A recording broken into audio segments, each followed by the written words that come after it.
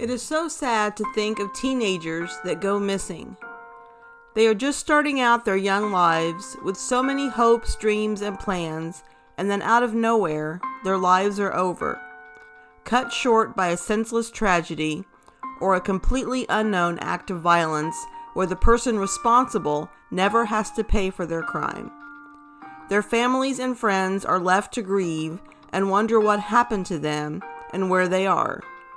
Let's talk about 4 cases of teenage tragedy.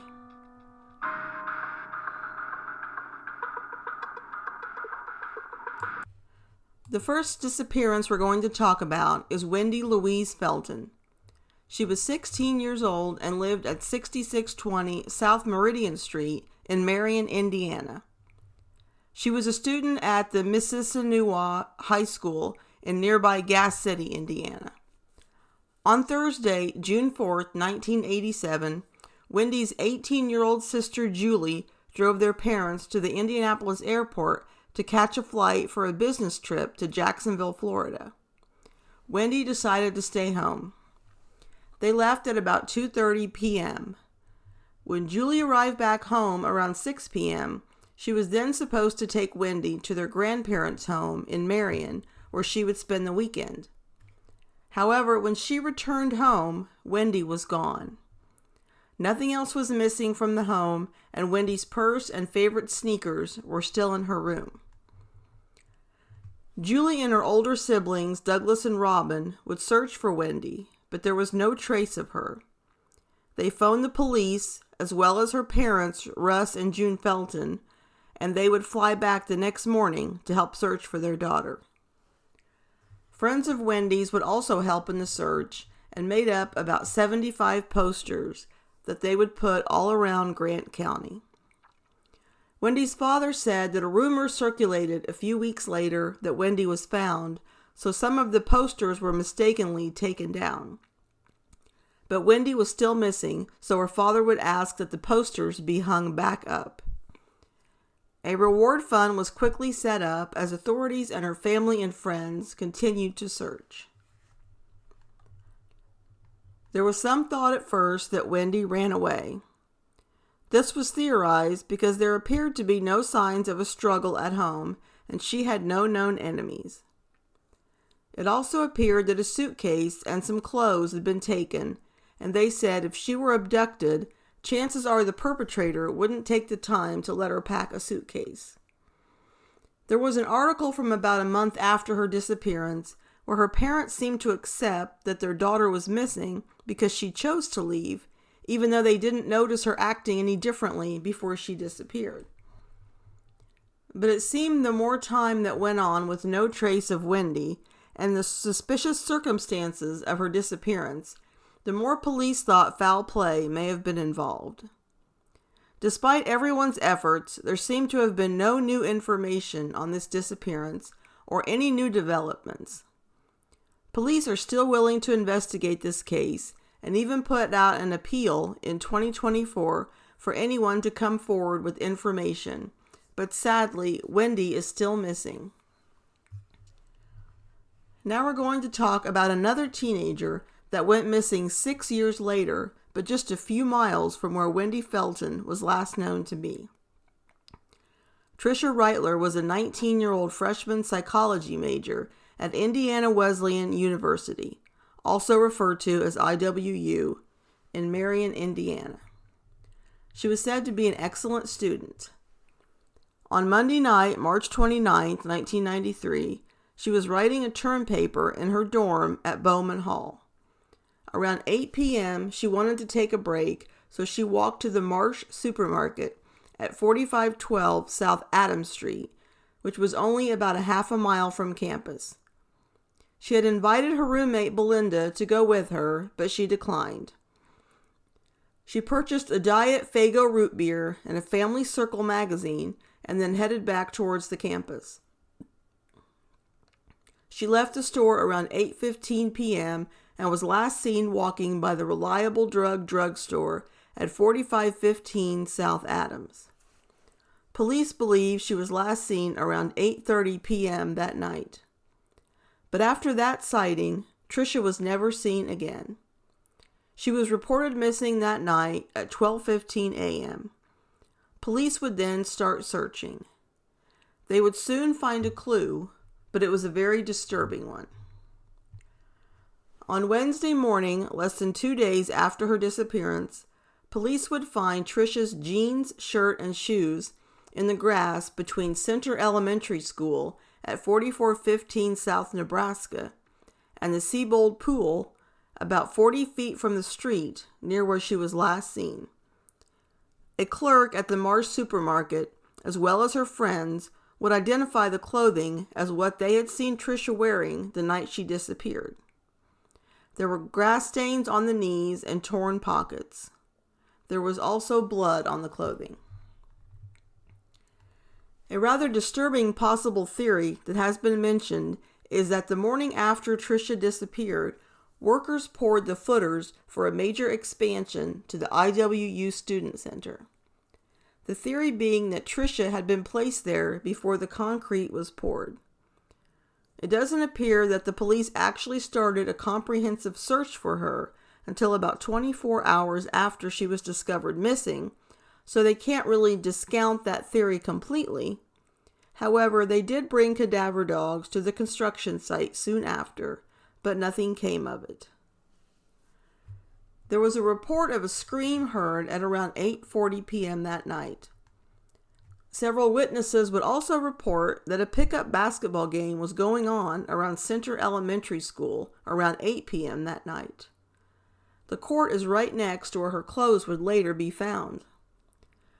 Police and Tricia's parents would still love to talk to the people that were playing basketball that night to see if they noticed anything. Tricia's parents don't understand in all these years why they haven't come forward to be interviewed.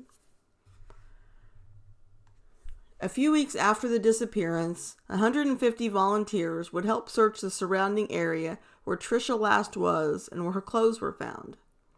Her family would also come over from Ohio to join in the search.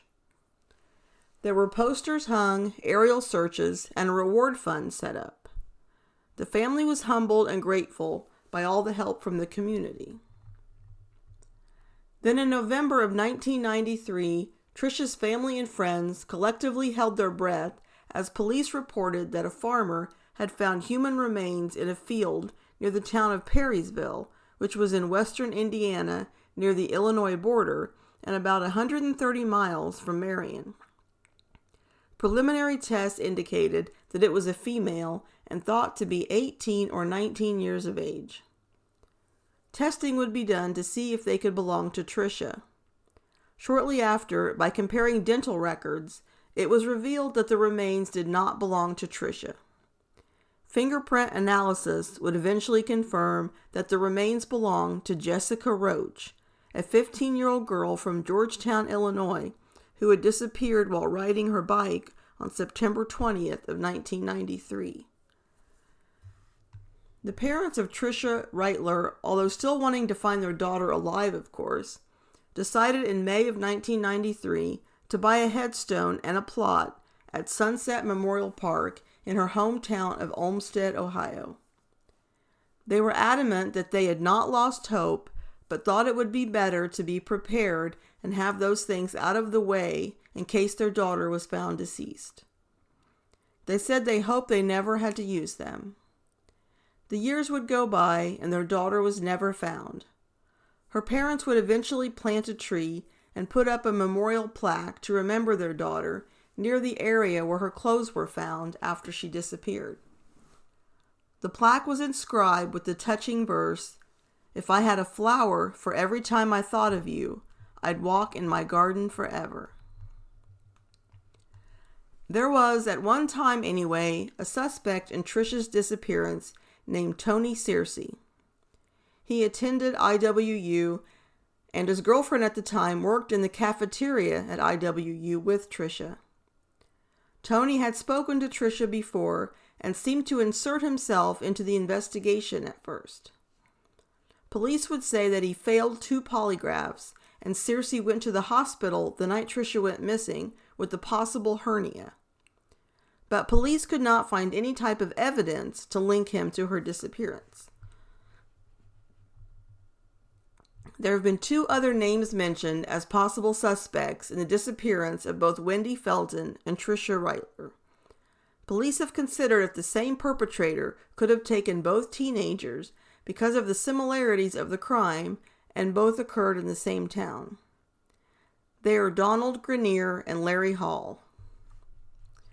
Donald Grenier was arrested in 1999, 6 years after Tricia disappeared, for the abduction and molestation of a 9-year-old girl in Hartford City, Indiana, which is only 22 miles from Marion. She was reportedly held in a shed by his home for roughly 24 hours before she was able to escape. His home was searched in the hopes of finding evidence that would link him to either disappearance. He has always denied any involvement in Tricia's disappearance. An interesting fact about Grenier is that the little girl was abducted from a Marsh supermarket in Hartford City, which is the same type of grocery store that Tricia had just visited in Marion the night she was apparently abducted. Larry Dwayne Hall is the other suspect. In fact, he was the man convicted for the murder of Jessica Roach. If you remember, Jessica was the girl whom the remains belonged to that were found by a farmer a few months after Tricia was abducted. In 1993, Hall lived just 20 minutes from Marion in a town called Wabash, Indiana, with his parents. Then a year after Tricia's disappearance, and just 5 miles from the IWU campus in nearby Gas City, police pulled over Hall's van when 2 teenage girls told police that Hall had been stalking them. The authorities searched Hall's van and were surprised at what they found. Inside the van was a rope and mask and other items thought to be used as a kidnapping kit, as well as several newspaper articles about Tricia Reitler's disappearance. Another unsettling item found inside was a sheet of IWU letterhead with Tricia's name printed on it. There were also handwritten messages found about Hall stalking women outside the Marsh supermarket, the same grocery store where Reitler visited right before she vanished. A witness at the Marsh supermarket who was there the same night Tricia went said a suspicious van was parked there. Larry Dwayne Hall has confessed to Tricia's murder on no less than 3 occasions, and even led authorities to an area in Grant County where he claimed to have buried her body. However, he has since recanted the confessions, and the search where he said he buried her turned up nothing. By the way, there is currently a miniseries on Apple Plus titled Blackbird that is based on the true life story of Larry Dwayne Hall and his relationship with fellow cellmate Jimmy Keene. The series is loosely based on Keene's memoir titled In with the Devil, a Fallen Hero, a Serial Killer, and a Dangerous Bargain for Redemption. Now let's talk about Regina Cox, who was an 18-year-old from Somerset, Kentucky. She had just graduated from Southwestern High School and was anxious to start her adult life. On Saturday, August 23, 1997, she dropped her mother off at the hair salon around 11 a.m. Then she went to the U.S. Naval Recruiter's office to drop off some pumpkin cheesecake. She was said to have left there around 11:30 a.m. Regina had planned on going to the Pulaski Fairground for Cafe Java's musical festival later that night. When Regina didn't come home Saturday night, her mother became concerned. When she found out that Regina hadn't gone to the music festival at all, like she'd planned, panic started to set in. Teresa Cox, Regina's mother, then began looking for her. She would locate her daughter's white Chevy Cavalier about 1 mile away from the Armed Forces recruiting station at the Somerset Walmart at 5:30 a.m. on Sunday, August 24th. The car had her purse, eyeglasses, and money still inside, but her keys were not with the car. Her mother decided to drive the car home and then waited by the phone in hopes that Regina would call. When she didn't, she decided to phone the police around 10 a.m. that same morning and report her daughter as missing. There were searches done extensively, but there was no trace of Regina, who also went by the nickname Reggie. On July 11th, about 6 weeks before her disappearance, she had officially signed up to join the Navy and had been volunteering her time at the local recruiting office until her term would officially begin. She was so excited about her new career, and she was to be at the Great Lakes Recruit Training Center on September 9th at 11 a.m. to officially begin her enlistment. Even though she was still missing, the recruiters were on the lookout for her on that day, just in case she showed up, but unfortunately she didn't. Her family and friends knew how much joining the Navy meant to her, and she would not have missed it unless she was physically unable to. This made their panic and fear for her situation even worse. There has been no trace of Regina Cox at all in the almost 28 years since she vanished. There have been 2 people mentioned in online forums that some speculate could be viable suspects in Regina's disappearance, so let's talk about them. The first one we're going to talk about is Angel Resendez, also nicknamed the Railroad Killer. He was referred to that as because he would hop trains and murder people, often near railroad tracks. The FBI has linked him to 15 murders, but he is suspected in as many as 23 across the United States and Mexico. Resendez was executed in Texas by lethal injection in 2006. The reason he is sometimes mentioned with Regina Cox's disappearance is his proximity to the area not long after her disappearance. Almost a year before she went missing, Resendez was arrested in Science Hill, Kentucky, just 7 miles from Somerset, for trespassing at a railroad yard. So that shows he'd been in the area before and was familiar with it. Then just 6 days after Regina Cox goes missing, Resendez attacks Christopher Meyer and Holly Dunn roughly 80 miles away in Lexington. Christopher is killed, but Holly survives. I think it is important to note that Resendez was fond of illegally traveling on trains, and a train does go from Somerset to Lexington. So 2 possible attacks 80 miles apart within 6 days is definitely plausible. The next person who has been talked about in online forums in regards to Regina Cox's disappearance has never been officially labeled a suspect or a person of interest in her disappearance. However, after you hear his story, I think you'll understand why his name has come up in this case. Todd Richard Forbes joined the Navy in 1980 and had been a sailor until he was assigned to the Navy's Somerset recruiting office in 1995. He would work there from October of 95 until February of 97, when a teenage girl went into the recruiting office and said that Forbes had raped her in June of 1996.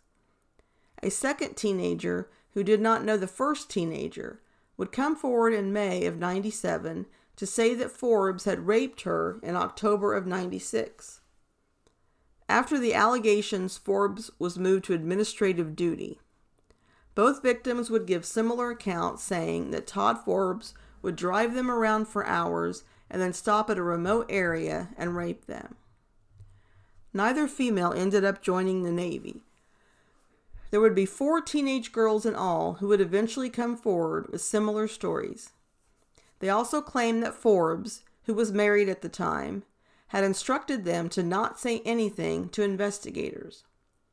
First Class Petty Officer Todd Forbes would be convicted in a military trial at Fort Knox in August of 98 on 1 count of rape, 2 counts of indecent assault, and several related charges such as violating orders and obstruction of justice.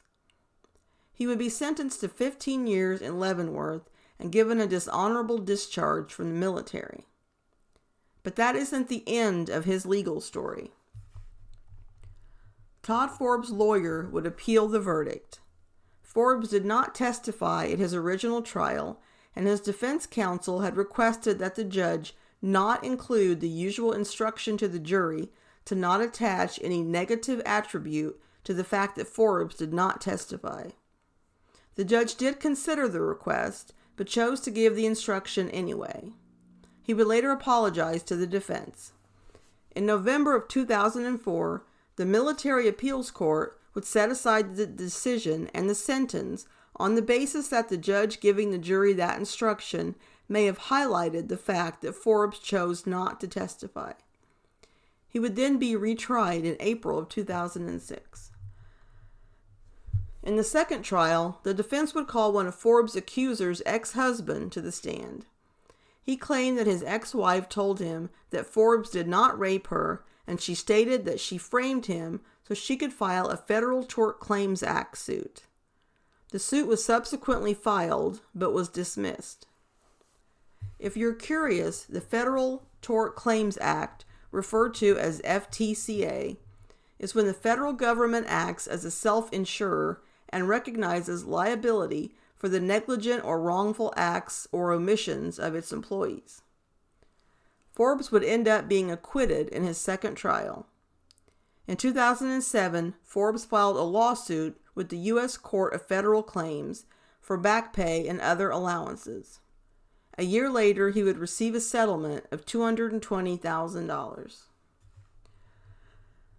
The final teenager we're going to talk about today is Erica Fraysure. She was a 17-year-old senior at Bracken County High School and lived in Germantown, Kentucky with her stepfather and mother, Danny and Maggie Doherty. On Tuesday, October 21st, 1997, it would start out like any other day. Erica finished her chores, made some tea, and had dinner with her family. She then asked her mother if she could go meet with some friends. Her mother said yes and told her to be home by curfew, which was at 10:30 p.m. Erica left in her car at 7 p.m. to drive to nearby Brooksville, only about 10 miles away. At 8 p.m., she was seen sitting in front of a Brooksville game room. At 9 p.m., she was seen at a gas station. At about 9:20, Erica's cousin, Billy Cote, would arrive at Erica's home and tell Maggie Doherty that Erica should be home shortly. When she wasn't, her mother became concerned. Early Wednesday, after relatives and friends said they hadn't seen the teenager, she then phoned the police. They also alerted Erica's father, Kevin Fraysure, of the somber news. Erica's mother was told that the last person Erica was seen with was 21-year-old Shane Simcox. When her mother confronted him the next day, he said that Erica had dropped him off at his house around 9 or 9:30 p.m. the night she disappeared. The night after Erica vanished, a friend would spot her 1988 black Bonneville SSE on Wednesday night abandoned on a quiet road between two large hay bales off of Franks Lane near Brooksville. It was unlocked with Erica's purse and checkbook inside, but the keys were missing. It had been driven about 30 feet into the field. There was no sign of car trouble or foul play around the vehicle. Police then loaded the car on a flatbed truck and brought it to Frankfort, where they would check for fingerprints, hair, and fibers. The small town of Brooksville, with less than 700 residents, came together, and the Saturday after the disappearance, about 50 law enforcement, firemen, friends, and family would search the area around where the car was located, but nothing was found. Erica was said to be well-liked and was an honor student at school. She was close to her mother and wasn't the type to run away. She worked a part-time job at Carrada's Pizza in Augusta and had recently even requested more hours there. The small community was in shock over this unexpected disappearance, and they did what they could to be of help. The reward for information regarding Erica's disappearance would soon grow to $7,000 and would eventually raise to $25,000. Then on November 28th, a little over a month since Erica disappeared, a person searching the Franks Lane area with a metal detector would find the keys to Erica's car. They were found only about 100 yards from where her car was found. So with so many searches in the area in the past month, it's unclear how it had been missed, but I'm sure the metal detector was helpful in eventually finding it. 3 months after the disappearance, Erica's case would get a boost, as her face and details of her disappearance were featured on the "Have You Seen Me" cards. These cards would be distributed to over 70 million households. Advo, the company that distributed the cards, also featured Erica on their website. Her case was also shown on America's Most Wanted. Kentucky State Trooper Bob Scott worked tirelessly on this case, trying to find out what happened to Erica.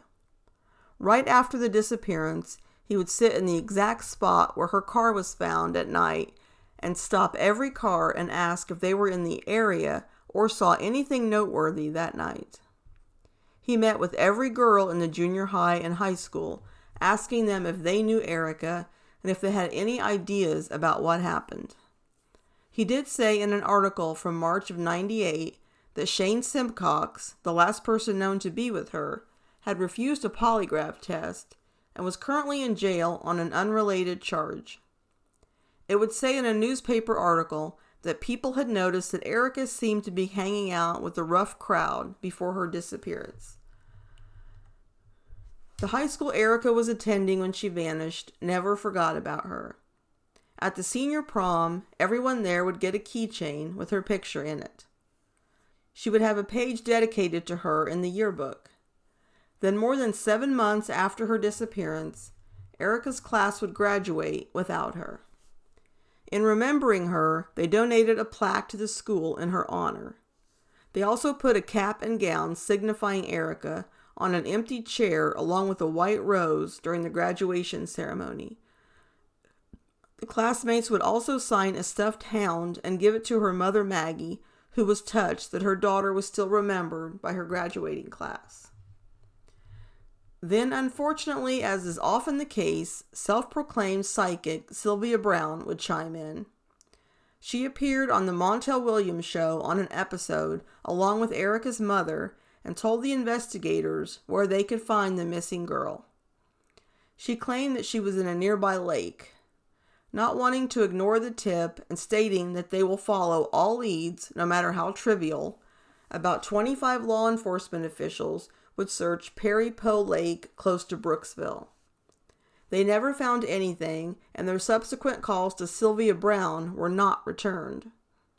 I'm guessing the calls were not returned because they didn't give her any money, and according to her phone and website at the time, she charged $450 for a 30-minute conversation. An interesting side note concerning Sylvia Browne and this disappearance. I found a newspaper article from October of '99 stating that a federal lawsuit was filed in September of '99 against Montel Williams, 3 show producers, and the company that owned the show, as well as psychic Sylvia Browne. It was filed by Linda Marie Manier. Her son was Christopher Dean Manier. He was one of about 300 people interviewed after Erica was missing. Police say he was only interviewed because he lived in Brooksville and would have been around the age range of someone that would have known her. Mrs. Manier said that the show portrayed her son in a negative light and invaded his privacy. Apparently, Sylvia Browne had said that someone named Chris was responsible for her murder. Even though they bleeped out the audio of the name when the show aired, Manier's lawyer said you could still see what name she said, and people then started thinking it was Chris Manier. The day after the episode aired on September 25th, 1998, Christopher Manier shot and killed his girlfriend, Carmen Moorhead, and then killed himself. Montel Williams would air another episode a few months later, apparently trying to demonstrate the validity of Sylvia Browne and reference Manier and the murder-suicide as a way of implying that he did it because he knew police were onto him. However, according to police, they were able to verify Manier's alibi at the time of Fraysure's disappearance, and he was never considered a suspect in her case. However, when I read some legal documents regarding this case online, it sounded like Chris Manier didn't know anything about the show or what it was about. Not surprisingly, a judge threw out the case the following year. The last person known to be with Erica, Shane Simcox, would say in a newspaper article in the Cincinnati Post from 1997 that he was friends with Erica. He had been bar hopping that night when Fraysure pulled up to a street corner and offered him a ride. He said she acted fine and she was telling him about a guy that she had been talking to that she liked a little bit.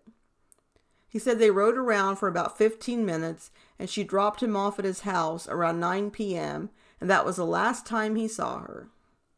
He said he refused to take a polygraph because he didn't like how police treated him. He thinks his refusal is what made him the prime suspect in his friend's disappearance. Detective Bob Scott refused to confirm that and said that's the label that Simcox chose. He also said that Simcox was the only one who had refused to take a polygraph test.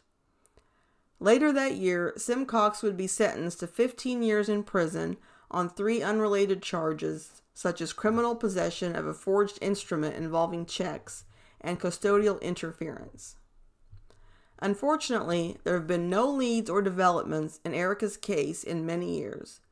She certainly has not been forgotten, though, in her small town. Bob Scott, now a deputy in the Bracken County Sheriff's Department, still investigates any lead that comes in.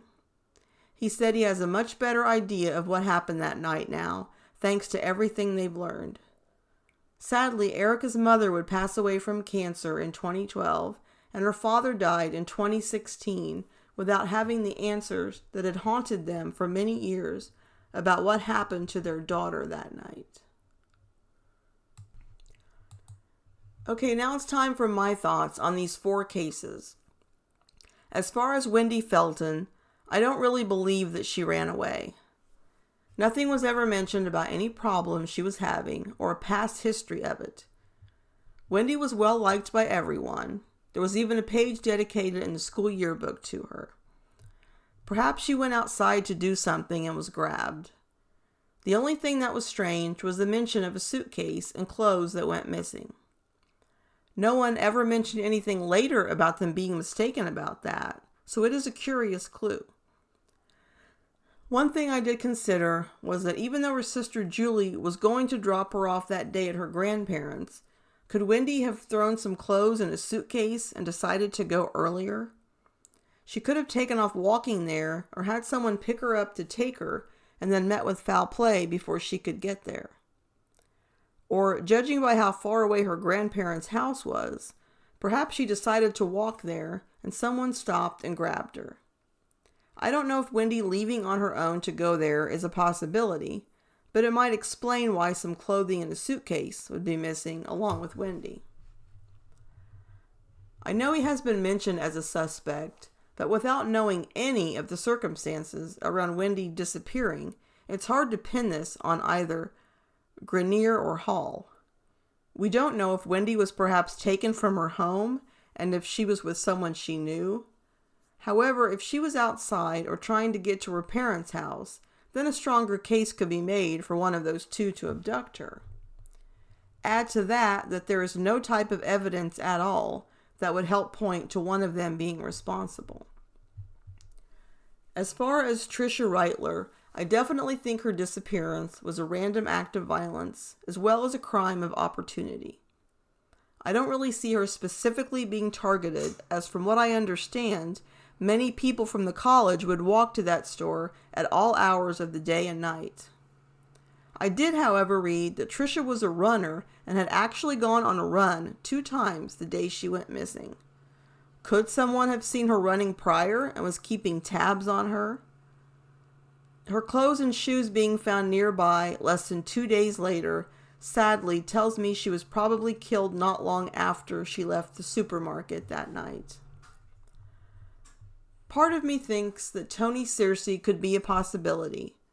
With his acting strange and actually knowing the victim a little, I can envision him seeing or even knowing some of Tricia's habits as far as walking to the market and saw her that night and decided to attack.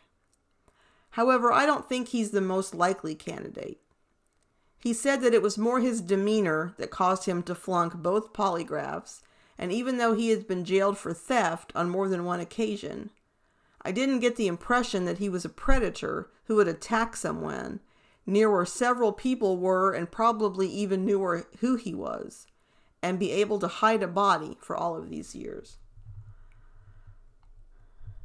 I can definitely see why Donald Grenier and Larry Dwayne Hall would come up as possible suspects in Tricia Reitler's disappearance. Donald Grenier was a violent offender who did abduct someone from a similar store and didn't live far away, but that seems to be the only thing that would point to him. He has also denied any involvement, which I know doesn't really mean anything, but there is someone else who seems like a greater possibility. Now as for Larry Dwayne Hall, I do think he is a very likely suspect in Tricia Reitler's abduction and probable murder. He is a predator, a stalker, and a serial killer. He would stalk women at the exact same grocery store where Tricia was right before she was abducted. Is it possible Hall had seen her jogging earlier that day? A woman also spotted a van similar to his the night that Tricia disappeared. He lived in a town not far away and seemed to have an obsession with her disappearance, all things that could point to him possibly being responsible. In his demented mind, perhaps he was proud of what he had done, and the letterhead with her name and newspaper articles were a way to relive it. He probably likes the attention he receives every time he confesses and hasn't led them to where her body actually is, because if he did, then the attention would be over and the focus would be back on Tricia. Of course, it is possible that none of the three we've talked about abducted Tricia, and unfortunately, we may never know who is actually responsible. I don't believe there was any type of DNA gathered at the time that could be tested in this case. If so, then there would be the hope that the person responsible could be found and punished one day. Tricia's parents, Gary and Donna, were interviewed for News 5 Cleveland 2 years ago on the 30th anniversary of their daughter's disappearance. They said they know that she's no longer alive, and all the years that have passed have not made it easier. They aren't focused on who is responsible. The most important thing to them now is to locate her remains so they can give her a proper burial. Now my thoughts on Erica Fraysure's disappearance. I can definitely see why the railroad killer is mentioned as a possible suspect, but we don't know the circumstances of when or what time of day Erica was abducted. It does appear that she was abducted anyway, with her being gone and her car being left behind. If she was abducted at Walmart or the recruiting center, that might be too public of a place for Resendez to strike. Many of the assaults and murders attributed to Resendez seem to be in rural locations or inside homes. I think the possible Todd Forbes connection is something that needs a second look. I'm unsure if authorities ever questioned him in regards to Erica's disappearance, but if not, they certainly should. Forbes was convicted and then subsequently acquitted of the rape allegations. However, we all know that just because someone is acquitted of a crime doesn't always mean they didn't commit it. Let's break this down a little. Todd Forbes, for a time anyway, was in charge of recruiting teenagers who were interested in joining the Navy. Regina was a teenager interested in joining the Navy. His job was in the same small town that Regina lived and would later disappear from. He was accused of raping teenage girls who expressed an interest in joining the Navy. The big question is, did Todd Forbes know Regina? Was he the one that recruited her?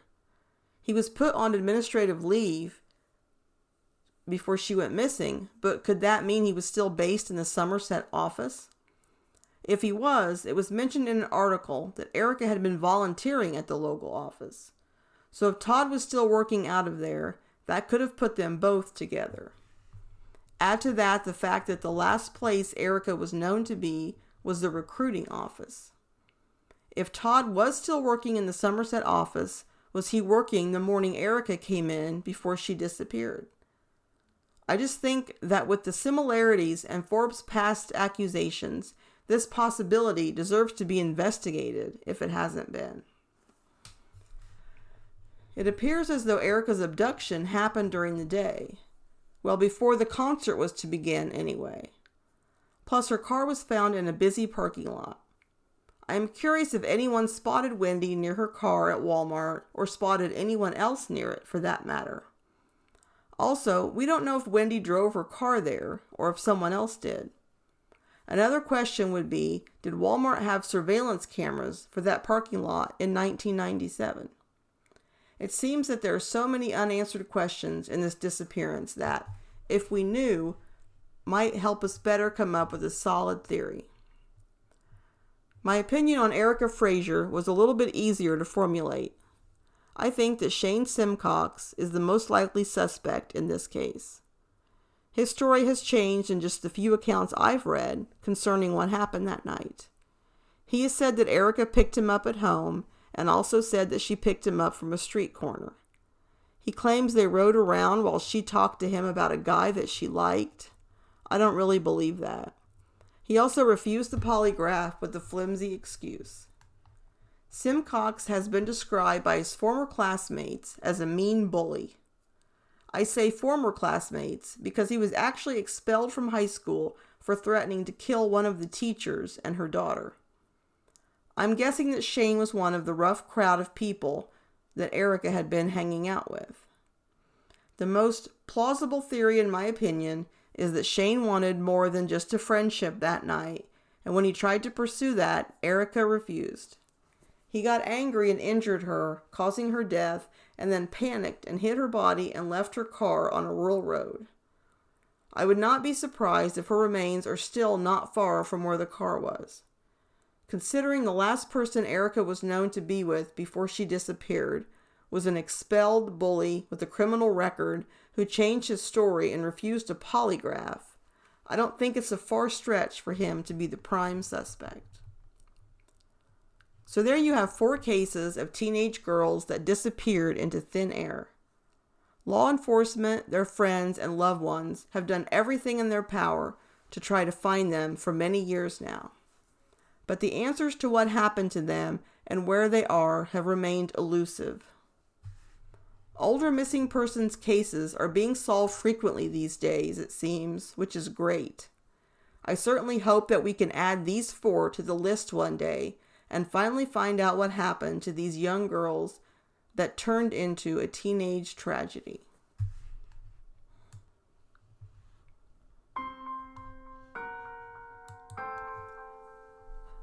That concludes my podcast on Wendy, Tricia, Regina, and Erica. If you enjoyed it, please feel free to share it with others and leave me a rating or review on your favorite podcast app. You can find my podcast on Spotify, Amazon Music, iHeartRadio, and Apple Podcasts under one word, Lost and Found Podcast. You can read all of my original articles as well as links to my most recent podcasts on my website at Lost and Found Blogs.